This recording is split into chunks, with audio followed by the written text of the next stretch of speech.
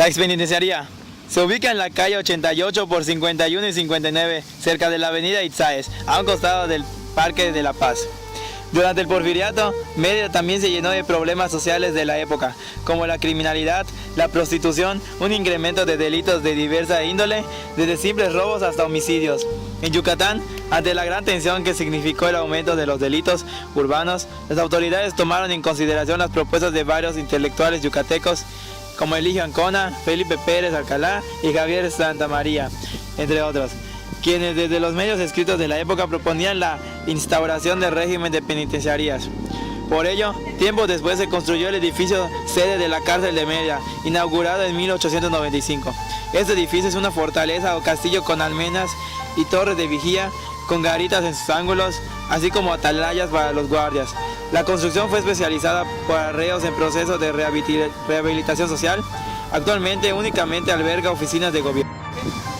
Ubicado en el centro de la ciudad de Mérida, México, la UNESCO lo declaró monumento artístico en 1987. Fue encargado por el presidente mexicano Porfirio Díaz al final de su mandato con motivo de la celebración del centenario del inicio de la independencia, con el objeto de reemplazar al demolido Teatro Nacional de México. Los problemas económicos, la salida de Boari del país, la Revolución Mexicana, la construcción fue suspendida y reanudada varias veces durante 30 años, en vez de terminarse en los 4 años originalmente programados.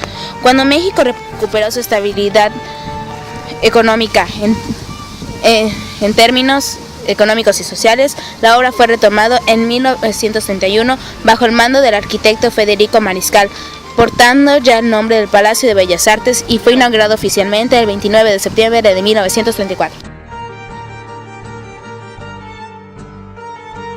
Parque de la Paz.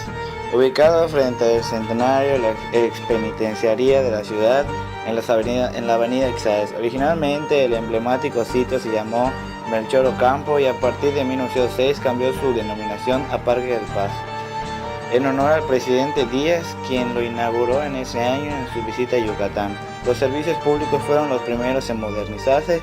El antiguo sistema de alumbrado de lámparas de petróleo dio paso a los focos eléctricos.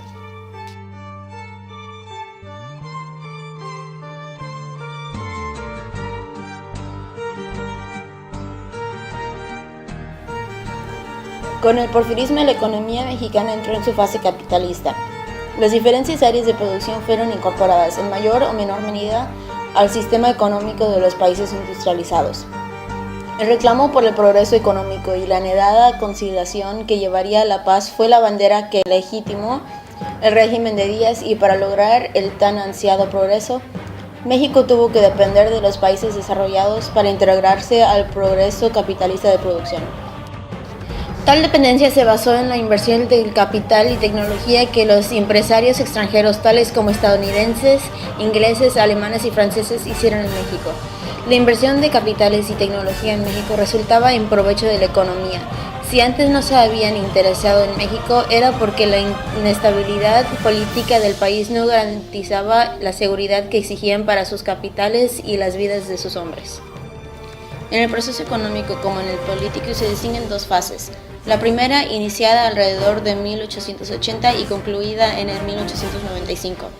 Se caracterizó por los esfuerzos gubernamentales tendientes a equilibrar las finanzas, modificando el sistema de impuestos para captar más ingresos, reduciendo al mismo tiempo los gastos presupuestales y pudiendo llegar así a un arreglo de la deuda pública interna y externa, y a la solución de la crisis financiera que azotara el país entre 1891 y 1893. Esta primera fase sentó las bases para que en la segunda, 1896-1910, se lograra un equilibrio del presupuesto federal y la obtención de superávits por primera vez en la historia de México. Social. A pesar de que en el país existían orden y progreso, la desigualdad social era alarmante. La mayor parte de la riqueza estaba concentrada en unas cuantas familias. Millones de mexicanos vivían en la más absoluta pobreza. La clase media estaba formada por abogados, maestros pequeños y medianos, propietarios, funcionarios, menores de gobierno, médicos y otros profesionales que deseaban mejorar social y económicamente. La política se aplicó de tal manera que todo quedaba subordinado al presidente Porfirio Díaz. En su primer periodo, asesorado por su amigo Justo Benítez, Díaz se acercó al Congreso y llevó una política conciliadora. Promovió la no reelección, principio de sus levantamientos, y en 1880 cedió el poder a su comadre Manuel González.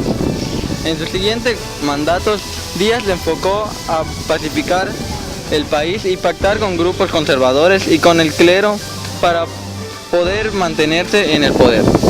Incluyó a viejos lerdistas como Manuel Romero Rubio, su suegro, e incluso a imperialistas como Manuel Dublán en su gabinete.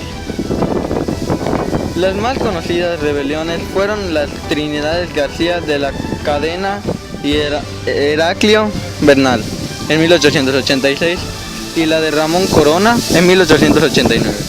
Los cuerpos de rurales se encargaban de aplastar violentamente todo rasgo de rebelión que aparecía en el país.